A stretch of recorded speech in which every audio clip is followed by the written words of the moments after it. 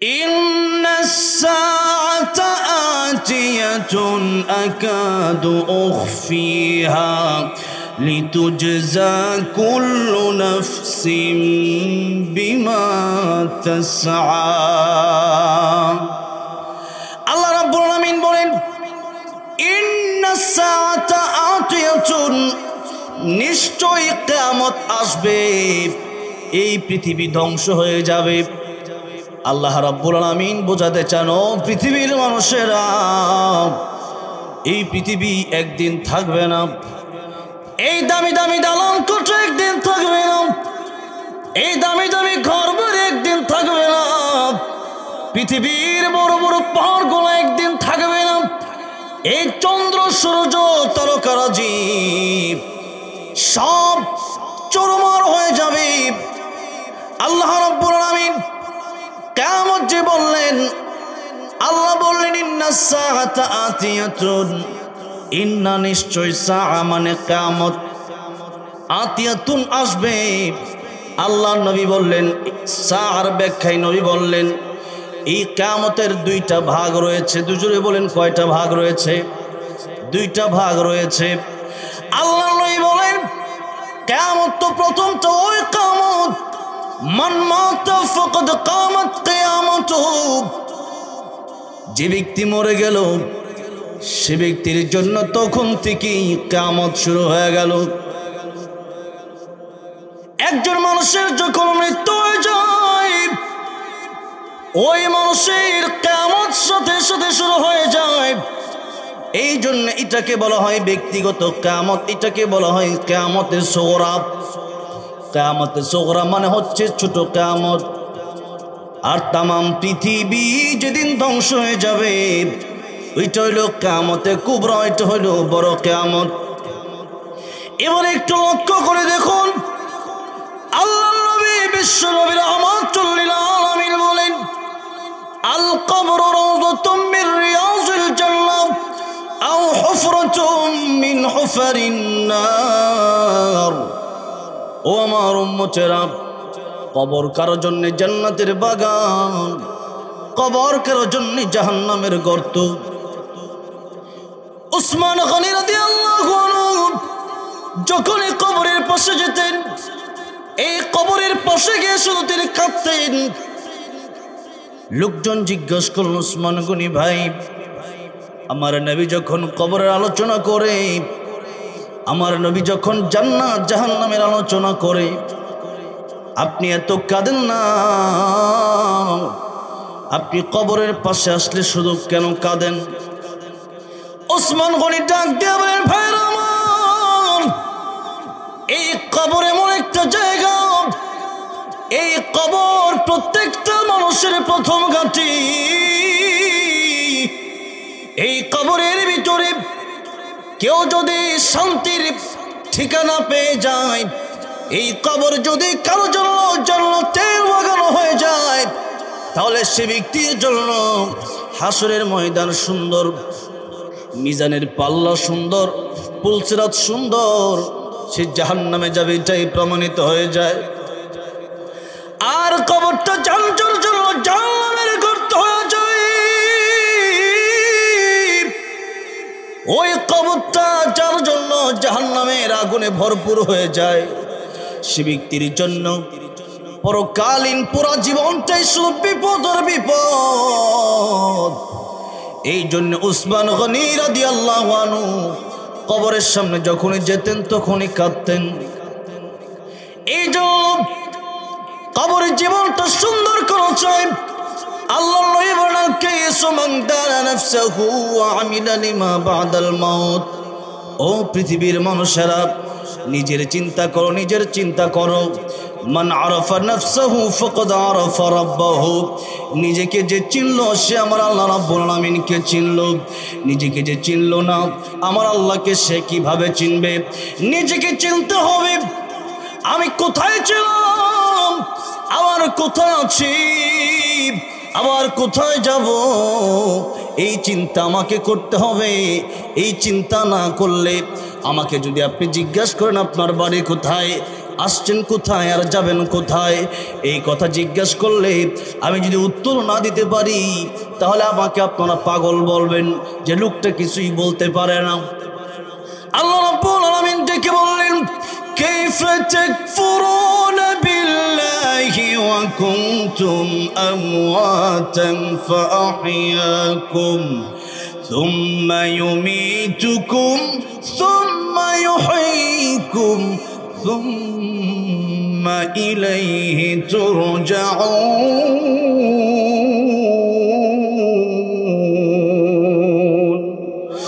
আল্লাহ বলেন, ও পৃথিবীর মানুষেরা, তোমরা আমি আল্লাহর সাথে কিভাবে নাফরমানি করো? ও পৃথিবীর মানুষেরা, তোমরাই তো ছিলা মায়ের পেটে যখন আমরা ছিলাম। আল্লাহ রাব্বুল আমিন যখন আমাদেরকে খালাকাল ইনসানা মিন আলাক, জমাট রক্ত থেকে যখন আল্লাহ রাব্বুল আমিন আমাদেরকে তৈরি করলেন, মিন আই শাইইন খালাকাহু মিন নুতফাতিন খালাকাহু ফাকদ্দারাহু থুম্মা আস-সাবিলা ইয়াসসারাহু থুম্মা আমাতাহু ফাআকবারাহু। আল্লাহ রাব্বুল আলামিন নুতফা থেকে আমাদেরকে তৈরি করেছেন, এক ফোঁটা পানি থেকে আমাদেরকে তৈরি করেছেন। সেই জায়গায় যখন আমরা মায়ের পেটের ভিতরে আসলাম, মায়ের পেটের ভিতরে আসার পরে আল্লাহ রাব্বুল আমিন যদি রূহ না দেন তাহলে এই পৃথিবীতে মানুষ আসতে পারে না। এই পৃথিবীতে মানুষ আসে বটে, কিন্তু মৃত বাচ্চা জন্ম নেয়। এবার আপনাদেরকে জিজ্ঞাসা করতে চাই, মৃত বাচ্চার লাশটা কি মা বাবা যত্নে রেখে দেয় না দাফন করে দেয়? দাফন করে দেয়। এবার আপনাদেরকে আরেকটা প্রশ্ন করতে চাই, এই মুহূর্তে যদি আমার ভিতর থেকে রূহটা উড়ে আল্লাহর কাছে চলে যায়, মালাকুল মউত যদি এখনই আমার কাছে আসে, আমার রূহ যদি কবজ করে নিয়ে যায়, বলেন তো আমি কি আর আজকের প্রধান বক্তা থাকব? সভাপতি সাহেবের রূহ যদি কবজ করে নেওয়া যায়, সভাপতি থাকে না। এমপির রূহ কবজ করে নিয়ে গেলে এমপিগিরি থাকে না। মন্ত্রীর রূহ কবজ করে নিয়ে গেলে পরে মন্ত্রীর মন্ত্রিত্ব থাকে না। হুজুরের রূহ কবজ করে নিয়ে গেলে আর হুজুর এখানে থাকে না। তার মানে আমি থাকবো না, জুবাইর আহমদ তাশরিফ থাকবে না, আব্দুর রহমান থাকবে না, আব্দুর রহিম থাকবে না। তার মানে আমি থাকবো না, মানে থাকবেটা কি? আমি থাকবো না মানে আমার শুধু কেবলমাত্র লাশটা থাকবে। লাশ মানে লাশাই, লাশাই মানে কিচ্ছু না। এটা একটা ডাব্বা মাত্র। ইঞ্জিন ছাড়া যেমন ডাব্বা চলে না, রূহ ছাড়া পৃথিবীতে মানুষ চলতে পারে না। কথা ঠিক না বেঠে? এই জন্য শেরপুরের মুসলমান একটু তাকে দেখেন নিজের দিকে, নিজেকে কেন চিনলেন না? এই হাত আমার, এই পা আমার, এই ঘর আমার, এই বাড়ি আমার, সব আমার। আমি কে এটা তো একদিনও ভাবলেন না। আল্লাহ রাব্বুল আলামিন একে চিরে বিচুরি বলেন, এই দেহের সৌন্দর্য দিয়ে কোনো লাভ হবে না, দামি দামি বাড়ি গাড়ি দিয়ে লাভ হবে না। ইয়াউমা লা ইয়ানফাউ মালুন ওয়ালা বানুন ইল্লা মান আতাল্লাহা বিকলবিন সালিম। ভেতরটা যার ভালো থাকবে জান্নাতের মেহমান সে হয়ে যাবে। এই জন্য আল্লাহ রাব্বুল আমিন সূরা হুজুরাতের আরেকখানা আয়াতে কারিমার ভিতরে বলেছেন, ইন্না আকরামাকুম ইনদাল্লাহি আতকাকুম। ও পৃথিবীর মানুষেরা রে, তোমাদেরকে আমি আল্লাহর কাছে তোমরা গ্রহণযোগ্য হওয়ার জন্য, আমি আল্লাহর কাছে তোমরা দামি হওয়ার জন্য কালো আর ধলা দিয়ে আমি আল্লাহ বিচার করব না। লম্বার খাটো দিয়ে আমি আল্লাহর বিচার হয় না। ধনী আর গরিব দিয়ে আমি আল্লাহর বিচার হয় না। বরং আমি আল্লাহ রাব্বুল আমিন দেখি কে ব্যক্তি বেশি মুত্তাকি। যদি লোকটা কালো হয়, আল্লাহর নবী রাহমাতুল লিল আলামিন জান্নাতের ভিতরে যেদিন গেলেন, মেরাজের রজনীতে জান্নাতের ভিতরে গিয়া উনি যেন কার হাঁটার আওয়াজ শুনতে পাচ্ছেন। আমার নবী ডেকে বললেন, জিবরাইল, জান্নাতের ভিতরে তুমি আর আমি, কিন্তু আমি আর তুমি বাদে কার হাঁটার আওয়াজ শোনা যায়? জিবরাইল আমিন বলেন, ইয়া রাসূলুল্লাহ, ইয়া হাবিবাল্লাহ, যদি কালো বেলাল হাঁটে, তার হাঁটার আওয়াজ আল্লাহর তরি জান্নাতের ভিতর এসে পৌঁছে যায়। আল্লাহু আকবার। হযরতে বেলাল বড় কালো, কিন্তু আল্লাহর কাছে হযরতে বেলাল বড় ভালো। এই জন্য চেহারা যত সুন্দর হোক, ভিতর যদি ভালো না হয়, জাহান্নামের আগুন ছাড়া উপায় নাই। এই জন্য নবীজি বলেছেন, চেহারা সুন্দর হলে লাভ নাই, আল্লাহর কাছে দোয়া করো, আল্লাহ চেহারা যেমন সুন্দর করে আপনি আমাদের বানিয়েছেন, এই আল্লাহ আপনি আমাদের চরিত্রটাকেও সুন্দর করে দেন। জোরে বলেন আমিন। একটু লক্ষ্য করে দেখুন, তাকওয়ার ভিত্তিতে আল্লাহ রাব্বুল আলামিনের কাছে মানুষ দামি হয়। যার ভিতরে তাকওয়া আছে, বাড়ি তো যাবেন ঠিক আছে, যেহেতু কষ্ট করে আসছেন, একটা দুইটা ওয়াজ একটু বাড়ি নিয়ে যাওয়ার চেষ্টা করেন। কে জানে আগামী বছর হয়তো আবার মাহফিল হবে, আমি জীবনের শেষ বয়ানটা হতে পারে, জানি না আর কোনোদিন আপনাদের সামনে আলোচনা করতে পারবো কিনা। আপনারা ওই গ্যারান্টি কেউ দিতে পারবেন না যে এখানে যা এসে বসছেন এখান থেকে বাড়ি উঠে যেতে পারবেন, এমন গ্যারান্টি এখানে কেউ দিতে পারবেন না। কেউ আছেন নাকি দাঁড়ায় বলতে পারবেন যে আগামীকাল পর্যন্ত আমি বাঁচবো? এমন গ্যারান্টি কেউ দিতে পারবে? আল্লাহ বিশ্বনবী রাহমাতুল লিল আলামিন সাহাবায়ে কেরাম রাদিয়াল্লাহু আনহুম আজমাইনকে ডেকে বলছেন, ও সাহাবীরা,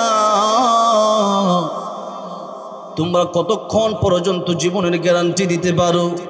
একজন বললেন, ইয়া রাসূলুল্লাহ, আজকে রাতে বেঁচে আছি, কালকে থাকবো কিনা তার জানি না। একজন বললেন, ইয়া রাসূলুল্লাহ, আসরের নামাজ থেকে মাগরিব পর্যন্ত বাঁচবো কিনা জানি না। কেউ বললেন, ইয়া রাসূলুল্লাহ, এখন বেঁচে আছি, 1 ঘন্টা পর বাঁচবো কিনা জানি না। আল্লাহর নবী বিশ্বনবী রাহমাতুল লিল আলামিন বলেন, ও সাহাবীরা,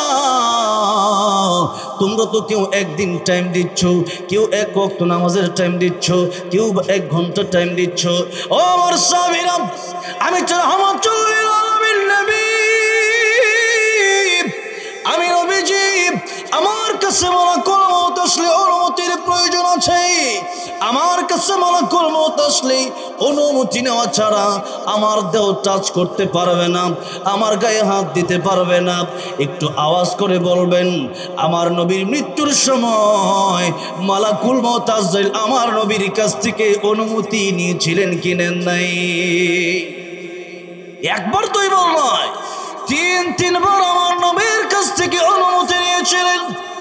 সে অনেক লম্বা ঘটনা, আজকে সেটা আর বলবো না, সামনে অনেক আলোচনা বাকি আছে। আল্লাহর নবী বিশ্বনবী রাহমাতুল লিল আলামিন ডেকে বলছেন, ও আমার সাহাবীরা, তোমরা তো কেউ একদিন, কেউ 1 ওয়াক্ত নামাজ, কেউ 1 ঘন্টার জীবনের গ্যারান্টি দিয়ে দিচ্ছ। ও সাহাবীরা, আমার কাছে মালাকুল মউত আসলে অনুমতির প্রয়োজন আছে। এরপরে আমি রাহমাতুল লিল আলামিন নবী হইয়া আমি নামাজের পরে ডান দিকে সালাম ফিরাইয়া বাম দিকে সালাম ফিরাতে পারবো, এমন গ্যারান্টি আমি রাহমাতুল লিল আলামিন নবী তোমাদের দিতে পারি না। জোরে জোরে বলা যাবে না আল্লাহু আকবার। আল্লাহ নবী এতে করে আমাদের শিক্ষা দিলেন, ও পৃথিবীর মানুষেরা, যে কোনো সময় মালাকুল মউত আজরাইল হাজির হয়ে যেতে পারে, এই জন্য মৃত্যুর প্রস্তুতি নিয়ে নাও। কার কখন মরণ আসে কেউ কি বলতে পারবে না, কি বলেন?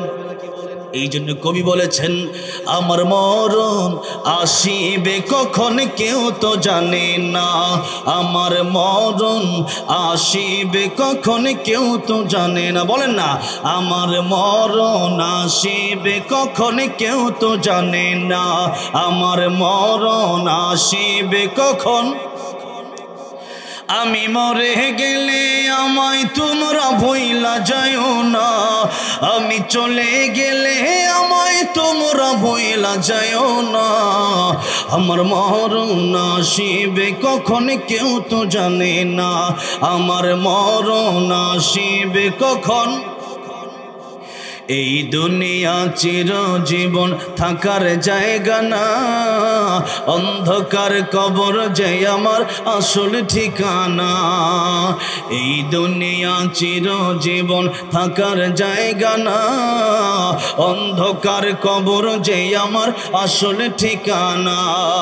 সবাই রেখে আমায় চলে যাবে, সঙ্গী হবে না। সবাই রেখে আমায় চলে যাবে, সঙ্গী হবে না। আমার মরণ আসিবে কখন কেউ তো জানে না, আমার মরণ আসিবে কখন। কবর মাঝে মা বাবাকে দেখা যাবে না, দেখব যাকে তিনি হলেন শাহে মদিনা।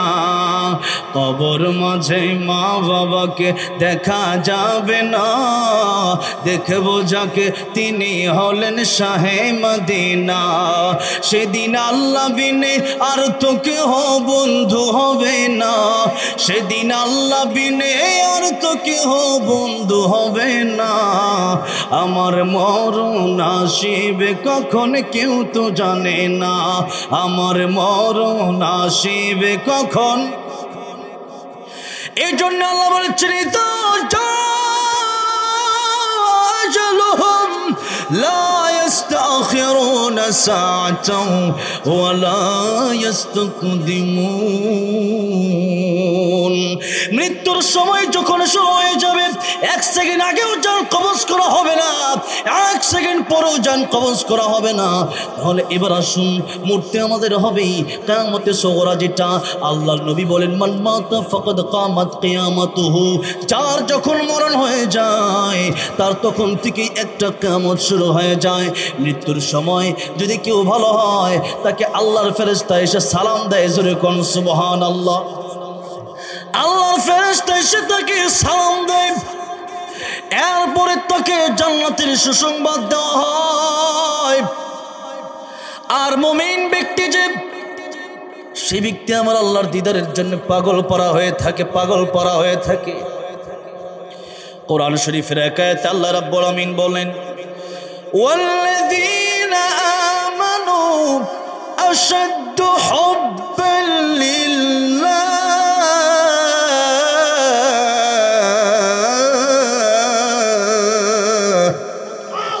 আল্লাহ বলেন, ঈমানদার যারা, তারা আমি আল্লাহকে সবচেয়ে বেশি ভালোবাসে।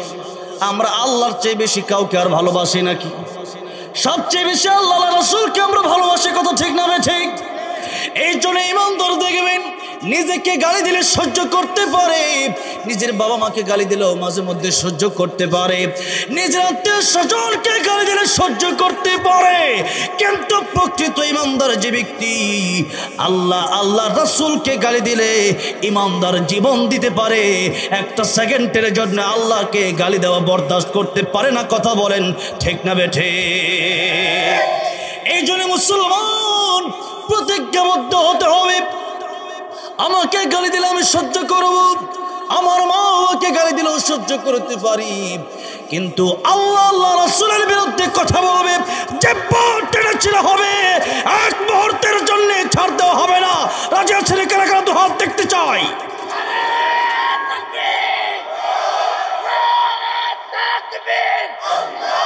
আমার নেতা, তোমার নেতা বিশ্ব নবী মুস্তাফা, বিশ্ব নবীর অপমান সইবে না রে মুসলমান।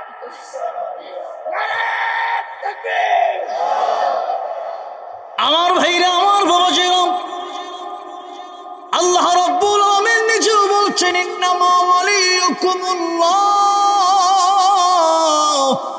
ও পৃথিবীর মানুষেরা রে, বন্ধু যদি বানাতে হয় তিনজনকে বানাও। জুড়ে বলেন, দুনিয়ায় থাকাকালীন বন্ধু যদি বানাতে হয়, তাহলে বন্ধু কয়জনকে বানাবো? সাহাবাতে সালেহ তোরা সালেহ কোনা, সহবতে তালহ তোরা তালহ কোনাত, সৎসঙ্গে স্বর্গবাস, অসৎসঙ্গে বলেন অসৎসঙ্গে সর্বনাশ। এই জন্য বন্ধু সিলেক্ট করতে হবে।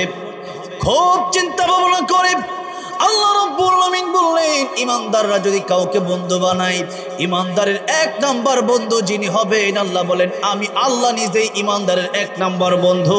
জোরে আওয়াজ দিয়ে বলেন আপনার 1 নাম্বার বন্ধু কে হবেন? যখন তোমার কেউ ছিল না তখন ছিলেন আল্লাহ, যখন তোমার কেউ রবে না তখন রবেন কবরে কে? এই জন্য আল্লাহ বলেন 1 নাম্বার বন্ধু তোমার হবে আল্লাহ, 2 নাম্বার বন্ধু হবে ওয়া রাসূলুহু, আমার রাসূল আমার নবী। কারণ কিয়ামতের কঠিন ময়দানে মানুষ যখন বিপদে পড়ে যাবে, সবাই যখন নফসি নফসি বলে কাঁদতে থাকবে, নফসে নফসে বলে বলে চিৎকার করবে, কিয়ামতের ময়দানে মানুষগুলো আদম নবীর কাছে যাবে। আদম নবী বলবেন আজকে আমি নিজেই নফসি নফসি পড়তেছি, আমার কি উপায় হবে? মানুষ যাবে নূহ আলাইহিস সালামের কাছে, নূহ আলাইহিস সালাম বলবেন আজকে আমার কি উপায় হবে আমি জানি না। চলে যাও তোমরা মুসা কালিমুল্লাহর কাছে, চলে যাও তোমরা ইব্রাহিম আলাইহিস সালামের কাছে। ইব্রাহিম আলাইহিস সালামের কাছে মানুষগুলো আসবে, ইব্রাহিম আলাইহিস সালাম বলবেন আমি পারবো না। চলে যাও তোমরা মুসা নবীর কাছে, মানুষ মুসা নবীর কাছে চলে আসবে, মুসা নবী বলবেন আমিও আজকে পারবো না। কারণ এই পৃথিবীটা যখন ধ্বংস হয়ে যাবে, আল্লাহ রাব্বুল আমিন তখন একটা হুঙ্কার দিবেন, হুঙ্কার। আল্লাহ বলবেন লিমানিল মুলকুল ইয়াউম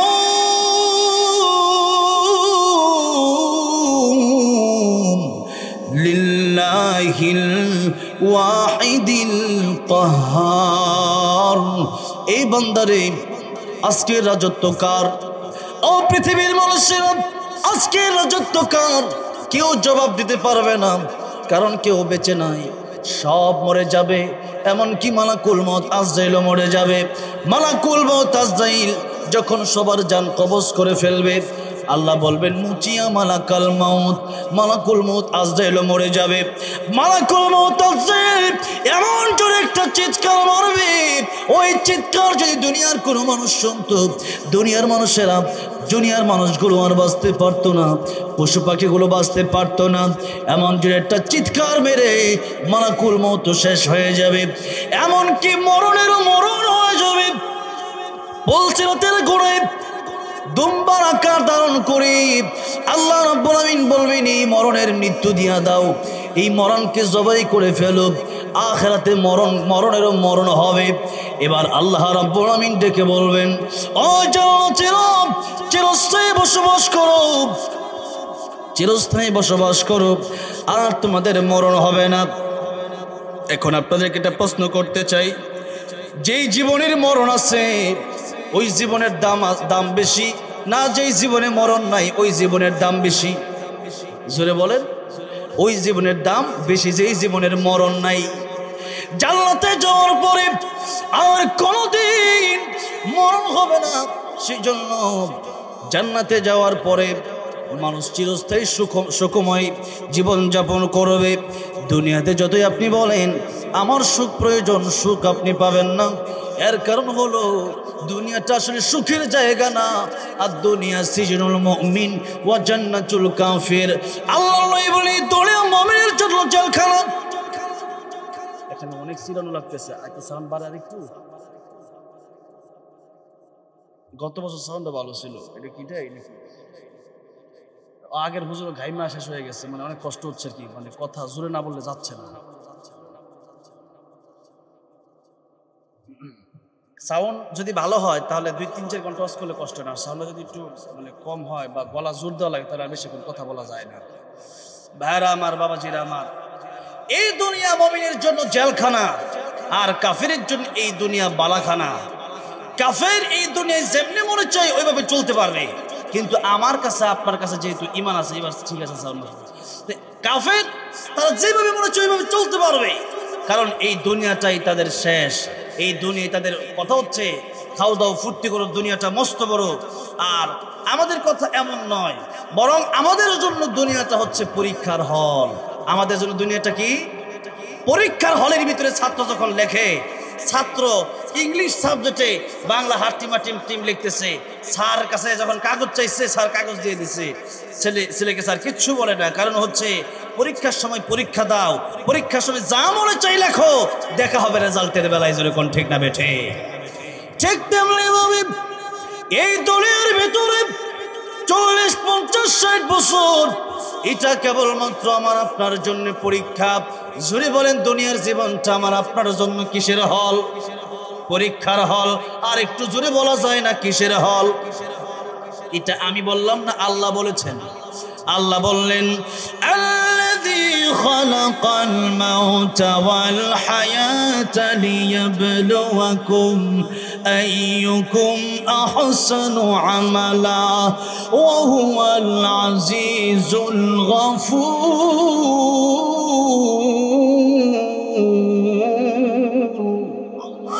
আল্লাহ বলেন, যিনি তোমাদের মরণ সৃষ্টি করেছেন। মুফাসসির কিরামগণের কয়েকটা ব্যাখ্যা উল্লেখ করেছেন। আল্লাহ রাব্বুল আলামিন বলেন, আল্লাযী খালাকাল মাউতা ওয়াল হায়াতা। আল্লাহ মরণ আগে বললেন, হায়াত পরে বললেন। এর কারণ কয়েকটার ভিতরে প্রথম কারণ হলো আমরা আগে অবশ্যই মৃত ছিলাম, এরপরেই আমাদের জীবন এসেছে। আমাদের ভিতরে যখন রূহ ছিল না, আমরা ছিলাম না, রূহ আল্লাহ দিয়ে দিলেন। এখন আমরা আমাদের নাম এক একজনের এক এক নাম রাখা হয়েছে। আবার যখন রূহ থাকবে না, আমরাও দুনিয়ায় থাকবো না। আর দ্বিতীয় ব্যাখ্যা হচ্ছে আমাদের আসল জীবন আল্লাহ দিয়ে খালাকাল মাউতা ওয়াল হায়াতা। আল্লাহ রাব্বুল আলামিন যে মরণের কথা আগে বললেন, এর কারণ হলো মরণটাই আমাদের আগে, আসল জীবন কিন্তু আমাদের মরণের পরেই শুরু হবে। কথা বলেন ঠিক না বেঠে? সেই জন্য আল্লাহ বলতেছেন, ও বান্দারে, তোর মরণই আগে, আর জীবনটা, আসল জীবনটা কিন্তু মরার পর থেকেই শুরু হবে। আর এটা কোনো জীবন না, এটা আখিরাতের তুলনায় এমন যে একটা সাগর থেকে একটা পাখি একটু পানি মানে ঠোকর দিয়ে পান করলো, ছোট্ট একটা পাখি, সে কি অনেক পানি পান করে ফেলছে? আখিরাতের তুলনায় পুরো সাগর থেকে পানি কমছে। ঠিক তেমনি ভাবে পুরো সাগরে যত পানি আছে, এটা যেন আখিরাতের হায়াত। আর পাখিরা যে ছোট্ট একটু একটা ফোঁটা এখান থেকে নিচে, এটা হলো দুনিয়ার হায়াত। অল্প সময়, যে কোনো সময় মালাকুল মউত আজরাইল চলে আসতে পারে, জীবনের কোনো গ্যারান্টি নাই। ভাইরা আমার, বাবাজিরা আমার, এই ময়মনসিংহ থেকে মনে করেন কেউ যদি ঢাকা যায় রেলগাড়ি দিয়া, ট্রেন দিয়ে, তাহলে টিকিট কাটে। তো টিকিট কাটে কি কাটে না? টিকিট কেটে এরপর অপেক্ষা করে। এখন কেউ টিকিট কাটলো, টিকিট কাটার পরে দেখলো যে ট্রেন আসতেছে, অনেক সময় ট্রেন তো আসতে লেট করে, ঢাকা থেকেই আসতে লেট করতেছে, ময়মনসিংহ দিকে যেতে তো একটু লেট হতেই পারে। হঠাৎ করে বিয়ে এসে দেখা হয়ে গেছে। তো ওখানে যাওয়ার পরে টাকা পয়সা মানুষ কিছু নিয়ে যায়, তো ঠিক না ঠিক কর, টাকা পয়সা নিয়ে ওখান থেকে টিকিট কিনে কেউ কিছু খরচ করে। বিয়ে এসে দেখা হয়েছে, একজন বললেন যে বিয়ে চলেন, ট্রেন আসতে যখন দেরি হবে, একটু বাজার থেকে ঘুরে আসি। উনি চিন্তা করলেন যে বাজার থেকে যদি ঘুরেই আসবো, একটা কাজ করি, আমার সাথে আছে একটা ব্যাগটা একটা পানের দোকানে রেখা যায়, আর টিকিটটা আবার কোন সময় কোনো আড়াইয়া যায়, এটা একটা সাইডের দোকানে রেখা যায়। এই ব্যাগ রাখছে এক দোকানে, টিকিট রাখছে আরেক দোকানে। এই রাইখা উনি গেছে মিষ্টি খাওয়ার জন্য, ঘোরাফেরা করার জন্য। যেই মাত্র ট্রেন থেকে কয়েক মিনিট দূরে গেছে, এমনি শুনে হুইসেল শোনা যায়, ট্রেনের হর্ন শোনা যায়। এখন ট্রেন তো বেশিক্ষণ দেরি করবে না, ট্রেন আসছে, এখনই আবার ছেড়ে দেবে, ট্রেন ভরে গেলে ছেড়ে দেবে। এখন এই মুহূর্তে যেই মাত্র ট্রেন হর্ন দিচ্ছে, উনি চিন্তা করতেছে ট্রেন তো চলে আসলো, আমি কই, ট্রেন কই, টিকিট কই, ব্যাগ কই, এক জায়গা থেকে এখন নিতে গেলে আমার ট্রেন চলেই যাবে। এখন বলেন, এই লোকটাকে ট্রেন পাবে? এই লোকটার ভিতরে হতাশা শুরু হয়ে যায়, আরে ট্রেনটা মিস করে ফেললাম। কথা বলেন ঠিক না বেঠে? ঠিক তেমনি ভাবে মৃত্যুর জন্য ইমানদার ব্যক্তি 24 ঘন্টায় প্রস্তুতি নিয়ে থাকবে। যে কোনো সময় মালাকুল মউত আজরাইল উপস্থিত হয়ে যেতে পারে জান কবজের জন্য। যখন মালাকুল মউত আজরাইল জান কবজ করতে আসে, যে ব্যক্তি ইমানদার হয়, এই ব্যক্তি আল্লাহর কাছে যাওয়ার জন্য পাগল পারা হয়ে যায়। হযরতে বেলাল রাদিয়াল্লাহু আনহুর কাছে যখন মালাকুল মউত আজরাইল আসলেন, হযরত বেলালকে ডেকে বলেন, বেলাল, আল্লাহ রাব্বুল আলামিন আপনাকে অনেক ভালোবাসেন, আর আমি আজরাইল আপনাকেও অনেক ভালোবাসি, জোরে কোন সুবহানাল্লাহ। কিন্তু বেলাল, আপনাদের আমি সময় দিতে পারবো না, মানে এখন আল্লাহ পাঠাইছে আমার, আপনার জান কবজ করে নিতে বলছে আল্লাহ। বেলাল রাদিয়াল্লাহু আনহু বললেন, মালাকুল মাউত, আমি বেলাল তো সেই বেলাল, আমাকে যখন প্রতিদিন কাফেররা মারতো তখনই আমি শহীদ হওয়ার জন্য আমার মনে হইতো যে আমি আজকেই মনে হয় শহীদ হব, কিন্তু আমার শহীদ হওয়ার ইচ্ছা তো আর পূরণ হয় নাই। তবে আজকে আমি আল্লাহর কাছে যাব, ঠিক আছে। আল্লাহর নবীজি বলেছেন হাদিস শরীফের ভিতরে, আল্লাহর ওলি যারা, আল্লাহর প্রিয় বান্দা যারা, এরা যদি মৃত্যুর আগে এদের কোনো আশা যদি আল্লাহর কাছে চায়, আল্লাহ এটা পূরণ করে দেয়, জোরে সুবহানাল্লাহ। বেলাল রাদিয়াল্লাহু আনহু বললেন, মালাকুল মাউত, তুমি একটু আল্লাহর কাছ থেকে পারমিশন নিবা। পারমিশনটা হচ্ছে, আমি এখন 4 রাকাত নামাজ পড়তে চাই। কয় রাকাত নামাজ? 4 রাকাত নামাজ। আমরা নামাজ পড়ি না, আর বেলাল রাদিয়াল্লাহু আনহু মৃত্যুর আগেও নামাজ পড়তে চায়। কি পড়তে চায়? নামাজ পড়তে চায়। নামাজে কি মজা পাইছে, আর আমাদের নামাজে মজা পাই না। হযরত বেলাল রাদিয়াল্লাহু আনহু উনি বললেন, মালাকুল মাউত, আমি প্রথম রাকাত শেষ করব, আমার জান তুমি কবজ করবা না। আল্লাহ এই মানে বেলাল রাদিয়াল্লাহু আনহুর আবদারটা মঞ্জুর করলেন। বেলাল রাদিয়াল্লাহু আনহু বললেন, মালাকুল মাউত, আমার প্রথম রাকাতে তুমি আমার জান কবজ করবা না, আমার দ্বিতীয় রাকাতেও তুমি আমার জান কবজ করবা না, তৃতীয় রাকাতে আমার জান কবজ করবা না। ও মালাকুল মাউত, আমি যখন চতুর্থ রাকাতের প্রথম সিজদায় চলে যাব, তখনও আমার জান কবজ করবা না। আমি যখন চতুর্থ রাকাতের দ্বিতীয় সিজদায়, শেষ সিজদায় চলে যাব, আল্লাহর কসম মালাকুল মাউত, আমার জান কবজ না করা পর্যন্ত আমি আর কোনোদিন সিজদা থেকে মাথা উঠাবো না। আল্লাহু আকবার। এইভাবে ইমানদাররা মৃত্যুর প্রস্তুতি নিতে হবে। এইভাবে বেলাল রাদিয়াল্লাহু আনহুর মতো যে এখনই আমার জান কবজ করে, তাতে আমার কোনো আপত্তি নাই। কারণ আল্লাহর নবী বলেছেন, আল মাউতু তুহফাতুল মুমিন, মুমিনের জন্য মরণটা হচ্ছে হাদিয়া। যেরকম মুমিনের জন্য মরণটা কি? হাদিয়া। আল্লাহর জন্য তো সবচেয়ে বেশি পাগল, সে সবচেয়ে বেশি ভালোবাসে আল্লাহরে। রাত গভীর, অনেকেই অনেক সময় এই কথা বলেন, 12টা পর্যন্ত মাহফিল করে পরে ফজরের নামাজ পড়ে না। কে বলছে পড়ে না? যারা নামাজ পড়ে না তো মাহফিলে আয় না, যেরকম ঠিক না বেঠে। আর যারা মাহফিলে আসে গভীর রাত 12টা পর্যন্ত মাহফিল শুনতে পারে, এরা আমার বিশ্বাস নামাজও ছাড়তে পারে, হঠাৎ করে মিস্টেক হয়ে যাইতে পারে। এটা আশা করি আল্লাহ মাফ করে দিবেন। যদি এমন হয় যে আপনি উঠতে চাইছেন, এরপরেও কোনো কারণে উঠতে পারেন নাই, সাথে নামাজটা উঠে পড়ে নিতে হবে। কিন্তু এমন না যে আজান শুনছেন, আপনি জানেন যে নামাজের টাইম, এলার্ম দিলেন না, কোনোভাবে আপনি নামাজ পড়ার চেষ্টাই করেন, তাহলে আপনি গুনাহগার হবেন। তবে কথা হচ্ছে যে অনেকেই বলে যে 12টা 1টার পরে মানে ওয়াজ করলে পরে মানে নামাজ পড়ে না। এটা হলো একটা মাহফিল বন্ধ করার সিস্টেম। কে বলছে নামাজ পড়ে না? আল্লাহকে যে সবচেয়ে বেশি ভালোবাসে, রাত 4টা বাজে ঘুমাইলেও 1 ঘন্টা ঘুমায়, 5টা বাজে যখন আজান দেয় ঠিকই নামাজে মসজিদে চলে আসে, যখন ঠিক না বে ঠিক। আর যে পড়ে না, সে রাত 10টা বাজে যে ঘুমাইছে, ফজরের সময় তার ঘুম ভাঙে, ইয়ারফোনে গান শুনতে শুনতে ঘুমায় যায়। আহা, এভাবে যদি মরণটা হয়ে যায়, বলেন তো, আপনার কবিরা গুনাহ করতে করতে মরণটা হলে আপনি জাহান্নাম ছাড়া যাবেন কই? বলেন।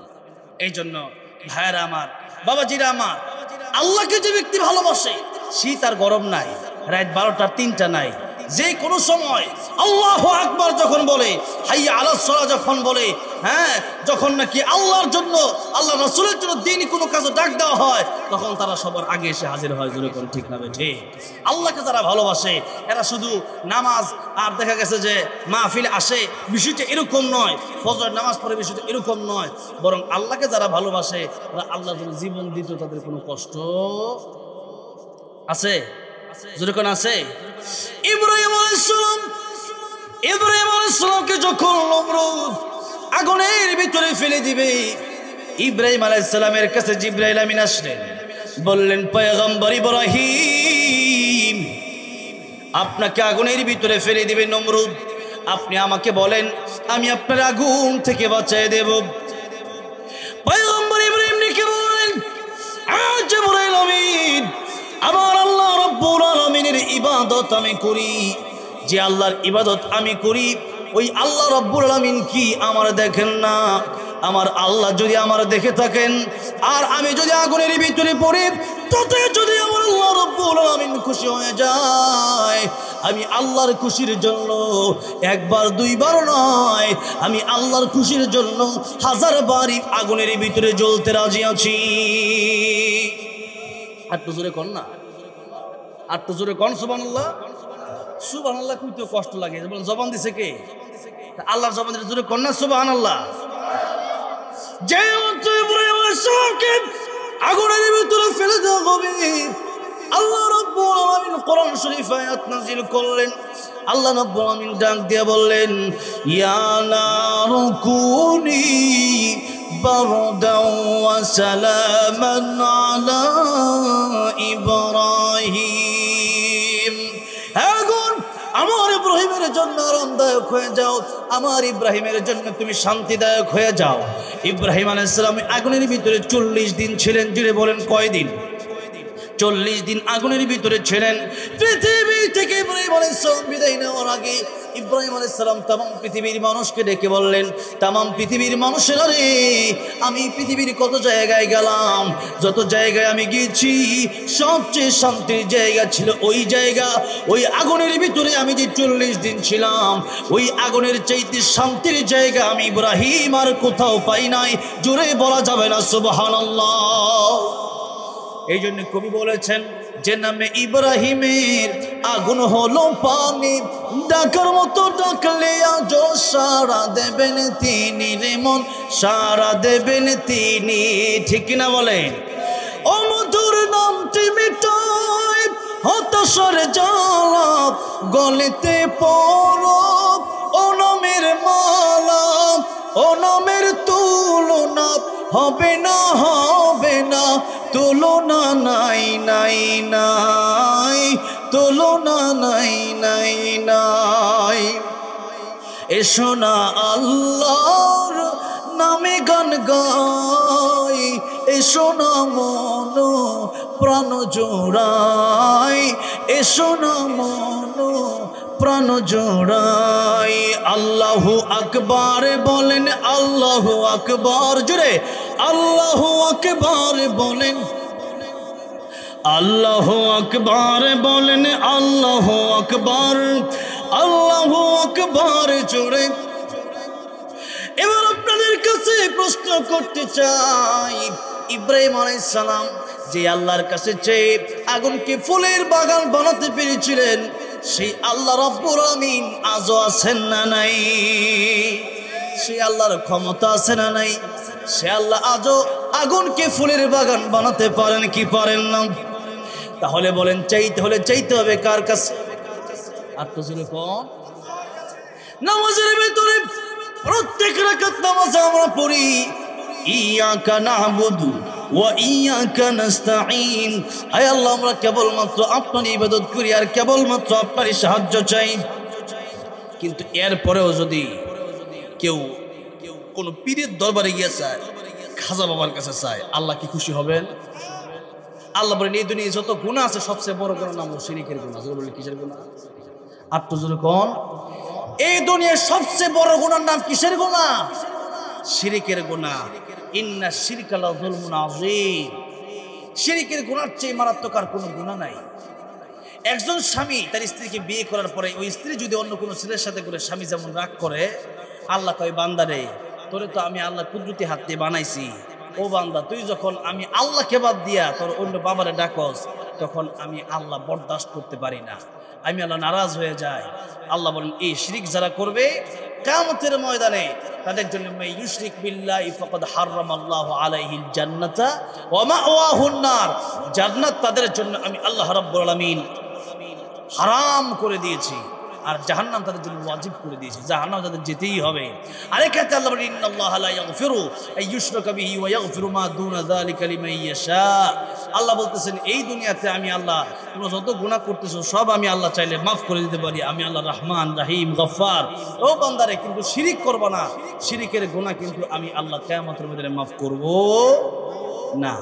ভাইরা আমার, বাবাজিরা আমার, সেই জন্য চাইতে হলে একজনের কাছে চাইতে হবে। যদি আওয়াজ করে বলেন, তিনি কে?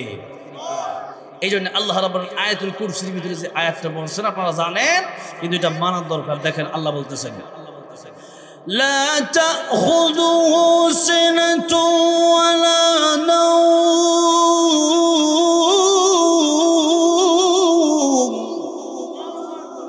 আল্লাহ বলতেছেন বান্দারে 24 ঘন্টার ভিতরে একটা সেকেন্ডও আমি আল্লাহ রাব্বুল আলামিন, আল্লাহর তো কোনো দুর্বলতা নাই যার কারণে আল্লাহর ঘুমও আসে না, কিন্তু এর আল্লাহ না গণ কয়েকটা কারণ। এর একটা কারণ হচ্ছে এই বান্দা তুই যখন বিপদে পড়বি তখন আমি আল্লাহ ছাড়া, এমন হতে পারে নদীর মাঝখানে, গভীর রজনীতে, কোনো জঙ্গলের মাঝখানে, কোনো সাগরের মাঝখানে, কোন বিপদে বান্দা তুই পড়ে যাস, তখন আমার আল্লাহ বলে ডাক দিলে আমি আল্লাহ যেন সাথে সাথে তার জবাবের তোর জবাব দিতে পারি। সেই জন্য আমি আল্লাহ রাব্বুল আলামিন একটা সেকেন্ডও ঘুমাই না তোর ডাকের জবাব দেওয়ার জন্য। সুবহানাল্লাহ। শুধু তাই নয়, গভীর রজনীতে আল্লাহ রাব্বুল আলামিন আল্লাহর বান্দাদেরকে ডাকতে থাকেন, ও বান্দারা রে, আলা মিন মুস্তাগফিরিন ফাগফির লাহু, আলা মিন মুস্তারজিকিন ফারযুকহু, আলা মিন মুবতালান ফাউআফিয়াহু, আলা কাযা হাত্তা ইয়াতলুআল ফজর। আল্লাহ রাব্বুল আলামিন ডাকতে থাকেন, বান্দারে কার কি প্রয়োজন আমার কাছে চা। ও বান্দারে, যেমন বরগুনাহ করে ফেলেছিস, বান্দারে আমি আল্লাহর কাছে চা, আমি আল্লাহ তোরে দেওয়ার জন্য ডাকতেছি। হাদিস শরীফের ভিতরে আসছে আমার আল্লাহ রাব্বুল আলামিন আরশ আজিম থেকে প্রথম আকাশে চলে আসেন, আমার আল্লাহ ডাকতে থাকেন, বান্দারে আমার কাছে চা, গুনাহ মাফ চা। বান্দারে তোর নাকের ডগায় পানি আসার আগে আগে আমি আল্লাহ রাব্বুল আলামিন তোর জিন্দেগির গুনাহগুলি মাফ করে দিব। জোরে কোন সুবহানাল্লাহ। আল্লাহ রাব্বুল আলামিন বান্দাদেরকে মাফ করার জন্য ডাকে, কিন্তু বান্দার তো কোনো টেনশন নাই, বান্দার পরকালীন জীবন নিয়ে কোনো টেনশন নাই, কবর নিয়ে কোনো টেনশন নাই। অথচ আল্লাহর নবী বলেছেন, আল কাইয়িসু মান দারা নাফসাহু ওয়া আমিলা লিমা বাদাল মাউত। প্রকৃত জ্ঞানী সেই ব্যক্তি যে ব্যক্তি নিজেকে চিনল আর পরকালীন জীবনের জন্য আমল করলো। অন্য হাদিস শরীফের ভিতরে আল্লাহর নবী বিশ্ব নবী বলেছেন, আর দুনিয়া মাজরাতুল আখিরাত, এই দুনিয়া তোমাদের কর্মক্ষেত, এই দুনিয়া তোমাদের কাজের জায়গা। যেই গাছ লাগাবা এর ফল তোমরা কিয়ামতের ময়দানে ভোগ করবা। আমার ভাইরা, আমার বাবাজিরা, বলতেছিলাম এই জন্য নেক আমল করতে হবে। নেক আমলের চারা যত লাগাবেন কিয়ামতের ময়দানে, ঈমানের নেক আমল নিয়ে গেলেই জান্নাতের মেহমান হতে পারবেন। এছাড়া কিয়ামতের ময়দানে জান্নাতে কিভাবে হবেন? মিজানের পাল্লা হালকা হয়ে গেলেই জাহান্নামের দিকে যাওয়া লাগবে। আমার ভাইরা, আমার বাবাজিরা, এই জন্য আল্লাহর প্রেমে পাগল হন, আল্লাহর জন্য আল্লাহকে বেশি বেশি সিজদা দেন, কারণ আল্লাহকে যদি বন্ধু না বানাতে পারেন বিপদে পড়ে যাবেন। এই জন্য আল্লাহকে বন্ধু বানান। ওয়াসজুদ ওয়াকতারিব, যত সিজদা দিবেন আল্লাহর তত কাছাকাছি আপনি চলে যাবেন, আল্লাহ রাব্বুল আলামিন আপনাকে তত বেশি ভালোবাসবেন। এই জন্য আল্লাহ রাব্বুল আলামিনকে বন্ধু বানায় যারা কবরে যাবে তাদের কোনো চিন্তা নাই, তাদের কোনো টেনশন নাই, কারণ আল্লাহর দিদারের জন্য তারা পাগল পড়া হয়ে গেছে। যখন নাকি মুমিন বান্দার জান কবজ করা হয়, কষ্ট হয় না, বিষয়টা এমন নয়, বরং কষ্ট হয়।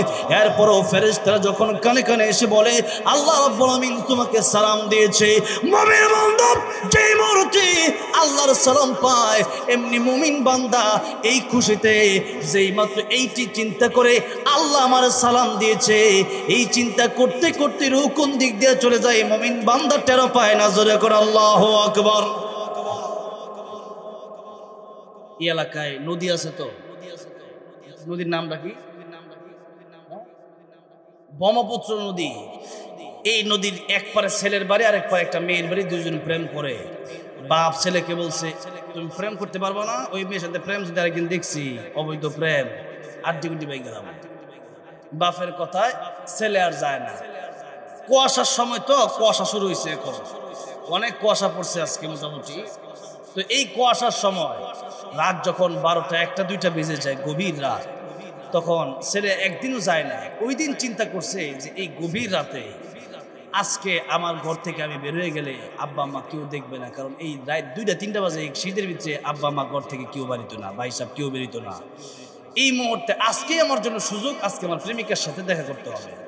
রাত 2টা বাজে যখন গেছে, গিয়ে দেখে নৌকা নাই, কারণ মাঝের কি মাথা খারাপ, রাত 2টা বাজে নৌকা লইবে থাকতো। এখন সবসময় কি নৌকা পাওয়া যায় নদীতে? অনেক সময় খোঁজ খবর থাকলে টেলিফোনের মাধ্যমে অনেকে নেয়। এমন সময় সে চিন্তা করছে যা হবার হবে, নদীত লাভ দিছে যেই মাত্র শীতের ভিতরে কুয়াশার ভিতরে নদীত লাভ দিছে, শীতে দাঁতে দাঁতে বাড়ি খায়, কিন্তু দাঁতে দাঁতে বাড়ি খেলে কি হবে? বৃত্তি কিন্তু একটা শান্তি, কারণ প্রেমিকার সাথে দেখা করবে যেরকম ঠিক না বেঠে, এই কারণে বৃত্তি একটা শান্তি, যে যত কষ্টই হোক প্রেমিকার সাথে দেখো, এই শান্তিতে পুরো নদী কোন দিক দিয়ে পার হয়ে গেছে খবর নাই। ঠিক তেমনি ভাবে মুমিন বান্দা তার সবচেয়ে বেশি ভালোবাসার আমার আল্লাহকে সে সবচেয়ে বেশি ভালোবাসে। না দেখে যে আল্লাহর জন্য জীবনটা কাটাইয়া দিলাম, না দেখে যে আল্লাহর প্রেমে পাগল হয়ে ফজরের সময় কষ্ট করে শীতের সময় উঠা ঠান্ডা পানিতে নামাজ পড়ি, সে আল্লাহর সাথে দেখা হবে, এটা কি খুশির সংবাদ কিনা বলে? সাধারণ খুশি না, অনেক বড় খুশির সংবাদ। আব্দুল কাদের জিলানী রহমতুল্লাহ দুনিয়ায় থাকতেই একটা শের বলতেন, বলবো? তিনি বলতেন, জান্নাত ও দোজখ সে ইয়া রব क्या करो, জান্নাত ও দোজখ সে ইয়া রব क्या करो, आरज़ू है मैं तुझसे देखा करूं। আল্লাহ রাব্বুল আলামিন জান্নাত জাহান্নাম দিয়ে আমি কি করব?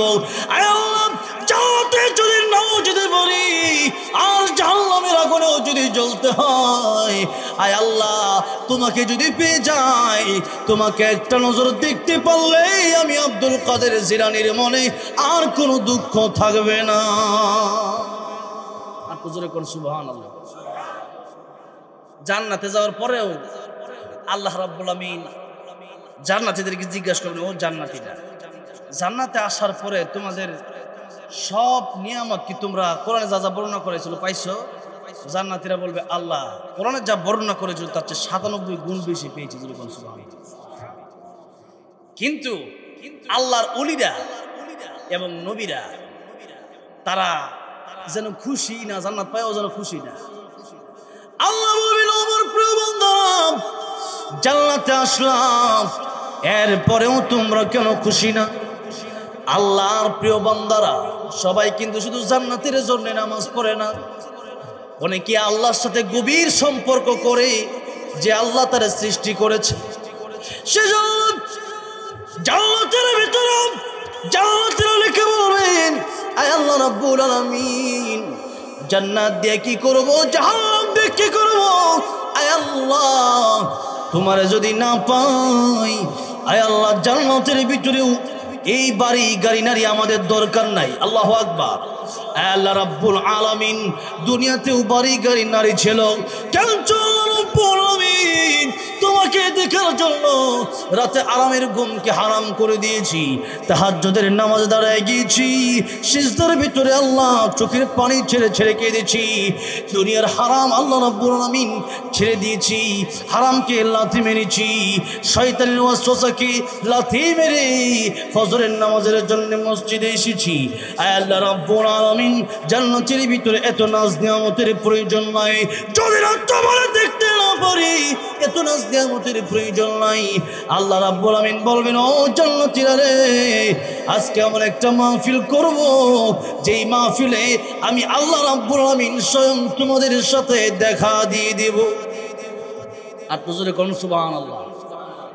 সেই মাহফিলে প্রধান অতিথি, বিশেষ অতিথি থাকবেন দাউদ আলাইহিস সালাম, প্রধান অতিথি থাকবেন আল্লাহর পয়গম্বর প্যারা নবী রাহমাতুল লিল আলামিন নবী করিম সাল্লাল্লাহু আলাইহি সাল্লাম, আর সভাপতি থাকবেন আমার আল্লাহ নিজে। জোরে কোয়া যায় বলি সুবহানাল্লাহ। আল্লাহ নিজেই সুবহানাল্লাহ, আল্লাহ নিজেই সভাপতি। দাউদ আলাইহিস সালাম কোরআন থেকে তেলাওয়াত করবেন, লম্বা ঘটনা, ওই ঘটনা কম না, ওই ঘটনা কইতে গেলে অনেক সময় চলে যাবে। দাউদ আলাইহিস সালাম সূরা তাহা থেকে তেলাওয়াত করবে, আল্লাহর নবী সূরা ইয়াসিন থেকে তেলাওয়াত করবে, এক একটা সূরার চাইতে এক একটা যেন মজা। যেরকম আল্লাহু আকবার। আল্লাহ সেই মাহফিলে আমাদেরকে একটু হইলেও তুমি জায়গা করে দিও, যেরকম আমিন। দাউদ নবীর কোরআন তেলাওয়াত সূরা তাহা তেলাওয়াত শেষ হয়ে যাবে, আমার নবীজি সূরা ইয়াসিন থেকে তেলাওয়াত করবেন। আমার আল্লাহ ডাক দেয়া বলবেন, জান্নাতীরা রে, এর চেয়ে মধুর তেলাওয়াত তোমরা কি কোনোদিন শুনেছো? আয় আল্লাহ, এত মধুর তেলাওয়াত আল্লাহ কোনোদিন শুনি নাই। আল্লাহ রাব্বুল আলামিন ডেকে বলবে, ও জান্নাতীরা রে, জান্নাতের ভিতরে দাউদ নবীর তেলাওয়াত শুনেছো, আমার পয়গম্বর রাহমাতুল লিল আলামিন নবীর তেলাওয়াত শুনেছো, আমি আল্লাহ রাব্বুল আমিন আমার কালাম আমার কণ্ঠে তো তোমরা শোনো নাই। আল্লাহ রাব্বুল আমিন শুরু করে দিবেন, আনার রহমান আল্লামাল কুরআন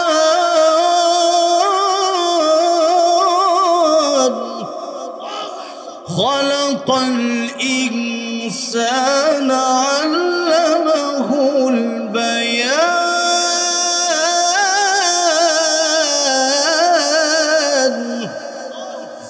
আল্লাহ রাব্বুল আমিন নিজেই যখন কোরআন তেলাওয়াত শুরু করে দিবেন, জান্নাতে মানুষেরা দেশে হয়ে যাবে, পাগল পারা হয়ে যাবে। আল্লাহর কালাম আল্লাহর কণ্ঠে শুনে মানুষগুলো অজ্ঞান হয়ে যাবে। এত মধুর কোরআন তেলাওয়াত পৃথিবীর মানুষের কণ্ঠ আল্লাহ পাক দান করেছেন। যে আল্লাহ কণ্ঠ দান করলে, কণ্ঠ শুনলে এত ভালো লাগে, তারে আব্দুল বাসিত রহমতুল্লাহের কণ্ঠ যদি এত ভালো লাগে, তারি শেখ আব্দুর রহমান সুদাই সাহেবের কণ্ঠ যদি এত ভালো লাগে, শেখ আইয়ুব সাহেবের তেলাওয়াত যদি এত ভালো লাগে, তাহলে আমার আল্লাহর তেলাওয়াত সুন্দর কম না বেশি? কম সুন্দর না বেশি সুন্দর?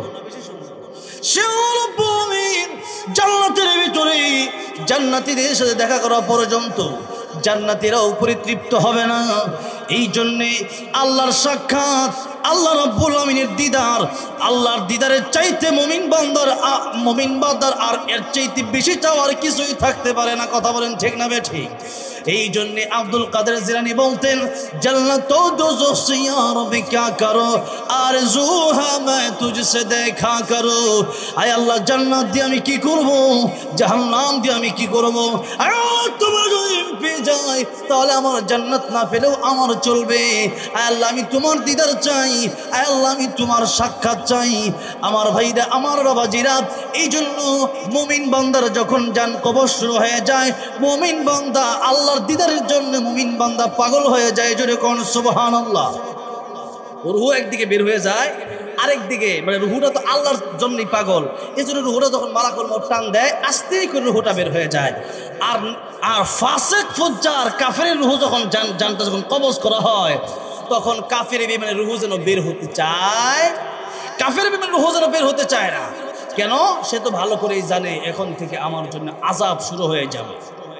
একটা জীবন্ত বকরির চামড়া টেনে ছিঁড়লে যত কঠিন, একটা জীবন্ত মানুষের চামড়া গোশত থেকে টেনে ছিঁড়লে যতটা কঠিন, এর চেয়ে বেশি কষ্ট হলো মৃত্যুর যন্ত্রণা। এই জন্য মৃত্যুর সময় আমার আল্লাহর ভালোবাসা চান কি চান? তাহলে দুনিয়াতে যদি নামাজ না পড়া তাহলে কি সম্ভব? সুদ ঘুষ খায়া সম্ভব? আমানতের খেয়ানত করা সম্ভব? অন্যের হক ঠকায়া সম্ভব? সম্ভব না। তাহলে আসেন, এক নম্বরে আমরা মৃত্যুর প্রস্তুতি নিব। কেমনে নেব? আল্লাহ কয়, ইন্না আকরামাকুম ইনদাল্লাহি আতকাকুম। যার অন্তরে তাকওয়া বেশি, সে আমি আল্লাহর কাছে দামি। আল্লাহর ভয় যার ভিতরে আছে, সে ব্যক্তি জান্নাত পাবে। যদি কোন সুবহানাল্লাহ। আমার ভাইরা, আমার বাবাজিরা, আল্লাহর ভয়ের কথাটা কেন বললাম? আরো অনেক কথা ছিল, এই কথাটা কেন বললাম? আল্লাহর ভয় যার ভিতরে থাকবে, চুরি করতে পারে না, বদমাশি করতে পারে না, ডাকাতি করতে পারে না, চাঁদাবাজি করতে পারে না, মানুষের হক নষ্ট করতে পারে না, জিনা করতে পারে না, ব্যভিচারের দিকে লিপ্ত হতে পারে না, এরপরে নামাজ ছাড়তে পারে না, মিথ্যা বলতে পারে না। বিশেষ করে নামাজ কিয়ামতের ময়দানে নামাজের হিসাব সর্বপ্রথম হবে। আল্লাহ নবী বলেন, নামাজ যে ব্যক্তি পড়বে না সে ব্যক্তি প্রথমেই ধরা খেয়ে যাবে। কারণ যে ব্যক্তি নামাজের হিসাব ভালো করে দিতে পারবে, এর সব হিসাব সহজ হয়ে যাবে, সে জান্নাতে চলে যাবে। আর যে ব্যক্তি নামাজের হিসাব দিতে ধরা খেয়ে যাবে, সে সব জায়গায় ধরা খেয়ে যাবে, এরপরে তাকে জাহান্নামে যেতে হবে। তাহলে বলেন, এক নম্বরে আমাদের নামাজ পড়ার দরকার আছে না নাই? এই মসজিদটা ভরবো তো কালকে ইনশাআল্লাহ। আরে মসজিদটা ভরে না। ভাইয়েরা আমার, বাবাজিরা আমার, এই যে নামাজকে আমাদের গুরুত্ব দিতে হবে। ভাইয়েরা আমার, বাবাজিরা আমার, নামাজ যে ব্যক্তি পড়ে না, এই ব্যক্তি ভালো মানুষ হতে পারে না। অনেকে বলে লোকটা সব কিছুই ভালো, কিন্তু নামাজ পড়ে না, লোকটা ভালো না। একটা মেয়ে আপনার ছেলেকে বিয়ে করাবেন মনে করেন নবী বাবাজিরা, তো দেখলেন যে মেয়ের বাড়ি কই, কইল ময়মনসিংহ। আপনি করেন ঠিক আছে, সমস্যা নাই। যদি মেয়ে যদি ভালো হয়, ময়মনসিংহ না, ওইটা যদি চট্টগ্রাম হয় সমস্যা নেই। মেয়ে যদি ভালো হয়, যেরকম ঠিক না বেটি, ওটা চট্টগ্রাম সিলেট বরিশাল হলেও সমস্যা নাই। এখন ঘটক সাহেব মেয়ে কেমন ভালো বলেন তো? ঘটক সাহেব বর্ণনা দিতেছে মেয়েটা এমন ভালো যে পুরা ময়মনসিংহ বিভাগের ভিতরে মেট্রিক পরীক্ষায় পাশ করছে। এরপরে মেয়েটা দেখতে শুনতে খুব সুন্দর, 100-র ভিতরে একজন, লম্বায় বালা, খাড়াও, বেশি লম্বা না বেশি খাড়াও না, বেশি মুড়ো না বেশি চিকনো না, রাঁধতে পারে, ভাত রাঁধতে, গরু গোস্ত পিঠা বানাইতে পারে, সেমাই রাঁধতে, লুডুস পাক করতে পারে, সব পারে। মেট্রিক পরীক্ষায় ময়মনসিংহ বিভাগের ভিতরে ফার্স্ট, পরিবার খুব ভালো, সব কিছু খুব ভালো। কিন্তু একটা সমস্যা আছে। আপনি জিজ্ঞাসা করলেন সমস্যাটা কি, উনি বললেন যে আরে 100 কি আপনি 100 পাইবেন নাকি, দুইটা দুনিয়ার কি জান্নাত নাকি যে আপনি হুর পাইবেন? উনি সমস্যাটা কি একটু কও, খুইলা কও। এবার না কোন দরকার নেই। উনি বলতেছে আরে খুইলা কও না, শুনি সমস্যাটা কি শুনে নেই। উনি বলতেছে, ঘটক সাহেব বলতেছে সব বলা, একটা সমস্যা মাঝে বলতেছে কই যায় কোন ছেলের লগে এটা খোঁজ খবর নাই। এই কথা যদি কয় বিয়ার সময়, তখন তো ভালো কোনো পরিবার ওই মেয়েকে বিয়ে করবে, ভালো কোনো ছেলেকে তার বাবাকে ওই মেয়েকে বিয়ে করাবে কেন? তার সব ভালো কিন্তু তার চরিত্র ঠিক নাই, এই মেয়ে ভালো হইতে পারে না। ঠিক তেমনি ভাবে সবকিছু ঠিক আছে, নামাজ পড়ে না, তো বুঝা শুন না, কারণ লাইলো ফারা দিছি না, বহুত কথা, কিন্তু নামাজটা খালি পড়ে না। নামাজ পড়ে না মানে সেই ব্যক্তি ভালো হওয়ার প্রথম সঙ্গই হলো নামাজ পড়তে হবে। ভালো হওয়ার প্রথম সঙ্গ কি? নামাজ পড়তে হবে। নামাজ যদি না পড়েন তাহলে আপনাকে ভালো বলা যাবে না। ভাইয়ার আমার, বাবাজিরা আমার, তাকওয়ার কারণটা আমি কেন বললাম দেখেন, আমিরুল মুমিন ওমর রাদিয়াল্লাহু আনহু উনি একদিন যাচ্ছেন মরুভূমি দিয়া, অনেক ক্ষুধা লাগছে, খাবার নাই সাথে। একটা রাখাল দেখলেন ছাগল চড়াচ্ছে, উনি বললেন একটু ছাগলের দুধ কি আমার দেওয়া যায়? রাখাল বললেন এই ছাগলের মালিক আমি নই, ছাগলের মালিক আর একজন, আমি হইলাম রাখাল, আমি কর্মচারী। ওমর রাদিয়াল্লাহু আনহু বললেন তাহলে কি দুধ দেওয়া যাবে না? বললেন না। ওমর রাদিয়াল্লাহু আনহু বললেন একটু পরীক্ষা শুরু করে দিলেন, বললেন যে একটা ছাগল আমার কাছে বিক্রি করে দাও, এই ছাগলের টাকা তোমার দেব, এই টাকা তোমার মালিকের দরকার তুমি নিয়ে নিও। আর পরীক্ষামূলক বলতেছেন উনি। আর এই ছাগল যদি জিজ্ঞেস করে মালিক কোথায়, তুমি বলো বাঘে খেয়ে ফেলছে, ওই সময় জঙ্গল ছিল, প্রচুর ভাগও ছিল, তুমি বলো বাঘে খেয়ে ফেলছে। যেই মাত্র বলছে, রাখালের চেহারা কেমন যেন অন্যরকম হয়ে গেছে, তেলে বেগুন জ্বলে উঠছে। যে কারণটা কি? ছাগলটা আমার কাছে চাইছে, দুধ চাইছে, দুধই দেই নাই, আর ছাগল বিক্রি করতে বলতেছে। দেখেন আল্লাহর ভয় যদি থাকে, র্যাব পুলিশ আর্মি লাগে না মানুষকে ভালো বানানো বলছেন, একটু লক্ষ্য করেন। রাখাল ডেকে বলছেন, ও মুসাফির, তিনি তো আমিরুল মুমিনিনকে চেনে না। রাখাল ডেকে বলছেন, মুসাফির তুমি এই কথা কেমন করে বললাম? মুসাফির আল্লাহকে ভয় করো, মুসাফির কিয়ামতের ময়দানে আল্লাহর কাছে কি জবাব দিতে হবে না? এই ছাগল আমি তোমার কাছে বিক্রি করে দিতে পারি, এই ছাগল বিক্রি করলে পরেই এই টাকা হয়তো আমি খেতে পারি। আমার মালিকের একজন বিশ্বস্ত কর্মচারী আমি, আমার মালিককে যদি বাঘে খেয়ে ফেলেছে ছাগল এটা যদি বলি, আমার মালিক বিশ্বাস করবে ঠিক আছে। কিন্তু দুনিয়ায় আমার এই মালিকের কাছে পার পেয়ে গেলেও আমার এই মালিকের আরেকজন মালিক আছে, যদি জবান খুলে বলেন তিনি কে? এই মালিকের মালিক আমার আল্লাহর কাছে কিয়ামতের ময়দানে কি জবাব দেব? সেই জন্য তোমার কাছে আমি ছাগল বিক্রি করতে পারবো না।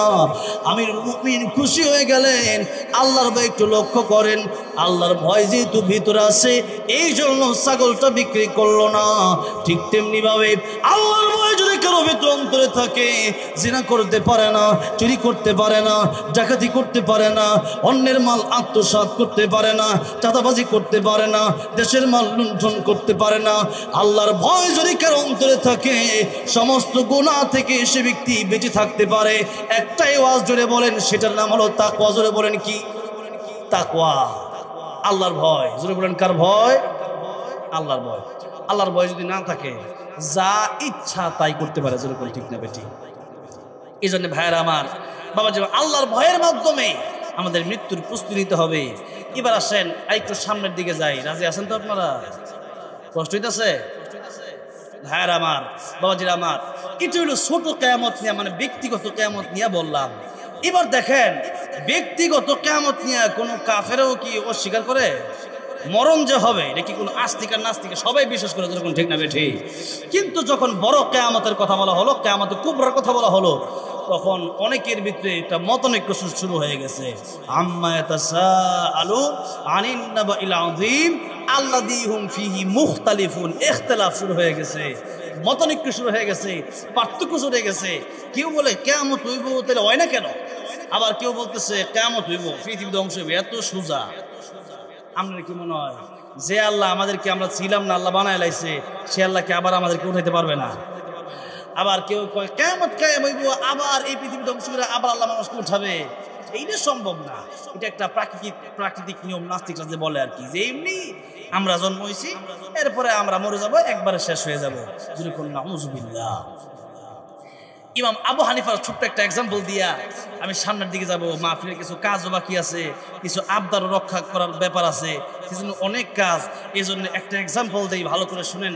ইবনে আজম আবু হানিফা রাহমাতুল্লাহ আলাইহি উমাইয়া খলিফা মাহদী একবার আমন্ত্রণ জানালেন যে একটা নাস্তিক, সে আল্লাহকে বিশ্বাস করে না, যে আল্লাহ যে আছে, এই পৃথিবীর মালিক যে একজন আছে, এটা বিশ্বাস করে না। তো ইমাম আজম কি বহসে ডাকলেন। নাস্তিক বলল, পারলে প্রমাণ দেও। তো ইমাম আজম আসার কথা, মানে সেই সন্ধ্যাবেলায় আসছে, অনেক রাত্রে, এত দেরি করে যখন আসছে, নদীর এক পারে উমাইয়া খলিফা মাহদী বাড়ি, নদীর আরেক পারে ইমাম আজম আবু হানিফা রাহমাতুল্লাহ আলাইহির বাড়ি। ইমাম আবু হানিফা গভীর রাতে যখন আসলেন, তখন উমাইয়া খলিফা মাহদী ওনাকে দেখে খুব সম্মানের সাথে দাঁড়ালেন এবং বললেন, হুজুর এত দেরি যে করলেন, আসলে আমরা তো অনেক সময় ধরে অপেক্ষা করতেছি। এখন দেখা গেছে যে আমি 10টা সাড়ে 10টায় আসছি, এখন যদি এটা যদি 1টা বাজায়, তখন আমরা জিজ্ঞেস করলাম, এত দেরি কি লিখে হয়েছে, জিজ্ঞেস না, এত দেরি, আমরা তো অনেক আগের থেকে বই রয়েছি। ইমাম আজম আবু হানিফা রাহমাতুল্লাহ আলাইহি জিজ্ঞেস করলেন, হুজুর আমরা তো সেই সন্ধ্যা থেকে বসে আছি, আপনি যে এত দেরি করে আইলেন? ইমাম আজম বলতেছেন, নদীর ওই পার থেকে আসছি তো, আমি আয়েশা দেখি নৌকা নাই, যেমন কুকুর তেমন মুগুর, নাস্তিকের জবাব যেন দেওয়া লাগে আর কি। উনি বলতেছেন, আয়েশা দেখি নৌকা নাই, তো হঠাৎ কইরা কই থেকে জানি একটা নৌকায় আসছে, মানে একটা গাছ আইলো, গাছ কাইটা কইটা আমার সামনে নৌকা হয়ে গেল। এরপরে মাঝি নাই, কিছু নাই, নৌকার মধ্যে আমি উঠলাম, নৌকাটা আমার রাস্তার এপারে নামা দিয়া নৌকাটা ফিনিশ নাই হয়ে গেছে, বেনিশ হয়ে গেছে, নৌকাটা শেষ হয়ে গেছে। এবার এই লোকটা এবার মানে নাস্তিক লোক তো সেটা গেছে। তো তুমি বলে, ইমাম আজম তুমি বড় ইমাম, তুমি দি মূর্খ। চিন্তা করেন, ইমাম আজম আবু হানিফা রাহমাতুল্লাহ কথাটা কিন্তু এমনি বলেন নাই। ইমাম আজম রাহমাতুল্লাহ ডাক দিয়ে বলতেছে, নাস্তিক, মূর্খ আমি না, মূর্খ তুমি। একটা নৌকা যদি ইঞ্জিনিয়ার অথবা বানানোওয়ালা ছাড়া যদি না বানানো যায়, মাঝি ছাড়া যদি নৌকা না চলে, তুমি এটা বুঝলে কেমনে পৃথিবী আর আমরা মানুষ এমনি হয়ে গেছি। একটা সাধারণ নৌকা, এটা যদি বানানোওয়ালা ব্যতীত বনতে না পারে, চালানোওয়ালা ব্যতীত চলতে না পারে, তাহলে আমরা কি বানানোওয়ালা ব্যতীত বুঝে গেছি, হয়ে গেছি? যেরকম আল্লাহু আকবার বলেন, প্রমাণ হয়ে গেল যে আমার আল্লাহ আছেন, মালিক একজন আছেন। তিনি কে? আল্লাহ। আমার ভাইরা, আমার বাবাজিরা, অল্প সময়ের ভিতরে আলোচনা শেষ করে দেব। একটু ভালো করে লক্ষ্য করে দেখুন, আল্লাহ রাব্বুল আমিন বললেন, ইন্নাস সাআতা আতিয়াতুন আকাদু উখফিহা, নিশ্চয়ই কিয়ামত কায়েম হবে। এই কিয়ামত যেটা বড় কিয়ামত, এই কিয়ামত মানে হচ্ছে তাম পৃথিবী একদিন ধ্বংস হয়ে যাবে। আর কোন দিন হবে? নবী বলছেন মুহররম মাসে হবে, শুক্রবারে হবে। তার মানে যে আগামী মুহররম মাস, এই মুহররম মাসে নাকি? আল্লাহ নবী বলেন, যতদিন পর্যন্ত পৃথিবীতে আল্লাহ বললে বলা লোক থাকবে, ততদিন পর্যন্ত আল্লাহ রাব্বুল আলামিন পৃথিবীকে ধ্বংস করবেন না। সুবহানাল্লাহ। এই পৃথিবীকে আর ততদিন ধ্বংস করবেন না। আমার ভাইরা, আমার বাবাজিরা, এই পৃথিবী ধ্বংস হয়ে যাবে। আল্লাহ রাব্বুল আলামিন বোঝাতে চান, ও পৃথিবীর মানুষেরা, এই পৃথিবী যেটার জন্য তোমরা পাগল হয়ে গেছো, এই জমি জামা আর এই যে ঘর বাড়ি টাকা পয়সা, এগুলো কিছু থাকবে না। সুতরাং এর পিছে ছুটা লাভ নাই, বরং পরকালীন যেই জীবন, অনন্তকালের জান্নাত, সেই জান্নাতের দিকে তোমরা দৌড়াও। যেরকম ঠিক না বেঠে? আল্লাহ বোঝাতে চান, ও পৃথিবীর মানুষ, এটার দিকে যতই দৌড়াবা, এটা পাবা না। দৌড়াইতে দৌড়াইতে দৌড়াইতে দৌড়াইতে তোমার জীবন শেষ হয়ে যাবে। কিন্তু দুনিয়া তুমি পাবা যখন কবরে আপনাকে রেখে আসবে। আল্লাহ নবী বলেন, এই পৃথিবীতে বনে আদমের চাহিদা ততক্ষণ পর্যন্ত পুরা হবে না, যতক্ষণ পর্যন্ত বনি আদম 3.5 হাত মাটির ঘরে না যাবে। যেদিন 3.5 হাত মাটির ঘরে যাবে, সেই দিন বলবে, হায় আফসোস, বাড়ি আর ঘর আর জমি জমা দিয়ে কি হইল? অন্যের মাল আত্মসাৎ করলাম। আরে গিলা বইল। এবার একটু শেষ দিকে যাই, একটা আবদার যেহেতু রাখছে, একটু শেষ দিকে যাই। দেখেন, এই অনেক লম্বা আলোচনা ছিল কিয়ামত সম্পর্কে, সেদিকে যাইতে পারবো না। আল্লাহ নবী বিশ্বনবী রাহমাতুল লিল আলামিন এই কিয়ামত সম্পর্কে বলতে গিয়ে বললেন, ও সাহাবীরা কিয়ামতের ময়দানে সবচেয়ে নিঃস্ব অসহায় কি হবে জানো? সাহাবীরা বললেন আল্লাহু ওয়া রাসূলু আ'লাম, আল্লাহ রাসূলই ভালো জানেন।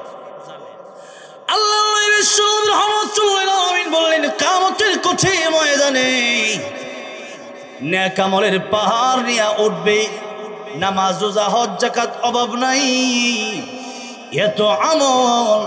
এত আমল নিয়ে কিয়ামতের কঠিন ময়দানে সে ব্যক্তি যখন উঠে যাবে, কিয়ামতের ময়দানে নেকির পাওয়া যার বাড়ি হবে সে ব্যক্তি জান্নাতের ভিতরে চলে যাবে। সেদিন কিছু মানুষ এসে বলবে আল্লাহ আমার জমি ঠকাইছিল, আমার জমি আমি ফেরত চাই। মানুষের জমি মেরা যারা খায়, মানে এটা হলো বান্দার হক যারা নষ্ট করে, আরেক ভাইয়ের সম্পত্তি টাকা পয়সা মেরা যারা খায়, এদের ব্যাপারে নবীজি বলতেছেন কিয়ামতের ময়দানে এই সমস্ত ব্যক্তির অনেক নেকি থাকলেও ওই পাওনাদার এসে যখন বলবে নেকি দিয়ে দিতে হবে, তখন নেকি দিতে দিতে দিতে দিতে একসময় দেখেন নেকি শেষ হয়ে গেছে। এখন যারা মানুষের হক ঠকায় তাদের ভিতরে কি আল্লাহর ভয় আছে? নাই। বান্দার হক আল্লাহ কোনদিন মাফ করবেন না। সেজন্য বান্দার হক আল্লাহর হক আল্লাহ রহমান রহিম, তওবা করে আল্লাহ যে কোনো সময় মাফ করে দিতে পারে, কিন্তু বান্দার হক কিন্তু আল্লাহ মাফ করেন না যতক্ষণ পর্যন্ত ওই বান্দা না মাফ করে। রিক্সাওয়ালার টাকা, হ্যাঁ, এরপরে কৃষকের টাকা, ব্যাটগাড়িওয়ালার টাকা 10 টাকা 20 টাকা ঠগায় খাইছেন, গরম দেখাইছেন, সেই টাকা রিক্সাওয়ালা ব্যাটওয়ালা কৃষকের পাও দ্বারা মাফ না চাইলে আপনার মাফ কিয়ামতের ময়দানে হবে না, ঠিক না বেঠে? কিয়ামতের ময়দানে সে ব্যক্তি অসহায় হয়ে যাবে, সব নেকি দিয়ে দিবে, দেখবে আর নেকি নাই। এরপরে আরো কয়জন হয়েছে আল্লাহ আমরাও তো পাই, টাকা পাই, আমরা টাকা পাই। আল্লাহ বলবেন এখন তার নেকি নাই, আল্লাহ বলবেন ঠিক আছে তোমাদের গুনাহগুলো এরে দিয়ে দাও, সে জান্নাতে যাবে, তোমরা জান্নাতে চলে যাও। সুবহানাল্লাহ। ভাইরা বাবাজিরা, কিয়ামতের ময়দানে সে অসহায় হয়ে যাবে বান্দার হক নষ্ট করার জন্য। আর তিনটা কাজ আছে, যে তিনটা কাজ করে গেলে পরে মৃত্যুর পরে সওয়াবের পাহাড় হয়। কি হয়? সওয়াবের কি হয়? সওয়াবের পাহাড় আর পাহাড়, পাহাড় আর পাহাড়। মরার পরে সওয়াব হয় না, গুনাহও হয় না। আপনার তো গুনাহ করতে পারতেছেন না, সওয়াবও করতে পারতেছেন না, কিন্তু যদি এমন কিছু জারি রেখে যান যেটা সদকা অথবা গুনাহে জারিয়াও আছে। আবার আজকে সদকায়ে জারিয়ার কথাটা বলি। আল্লাহ নবী বলেন ইযা মাতাল ইনসানু ইনকাতা আনহু আমালুহু, মানুষ যখন মরে যায় মানুষের সব আমল কর্তন হয়ে যায়। মানুষ আর নামাজ পড়তে পারে না, আর রোজা রাখতে পারে না, আর দান করতে পারে না, কিন্তু মানুষের তিনটা আমল কবরে যাওয়ার পরেও বাকি থাকে। জুড়ে বলেন কয়টা আমল? একটু জুড়ে কোন? তিনটা। নবী বলেন 1 নম্বরে সাদাকায়ে জারিয়া, 1 নম্বরে মসজিদ মাদ্রাসায় দান করলে পরে ওই টাকাটা সদকায়ে জারিয়া হিসাবে কবরে যতদিন থাকবেন, এই মসজিদ যতদিন পর্যন্ত থাকবে, এই মসজিদে সিজদা চলবে, এই মসজিদে নামাজ চলবে, যতদিন মসজিদ থাকবে ততদিন পর্যন্ত আপনার কবরে সওয়াব, সিজদার সওয়াব, নামাজের সওয়াব আপনার কবরে পৌঁছতেই থাকবে। জুড়ে বলেন সুবহানাল্লাহ।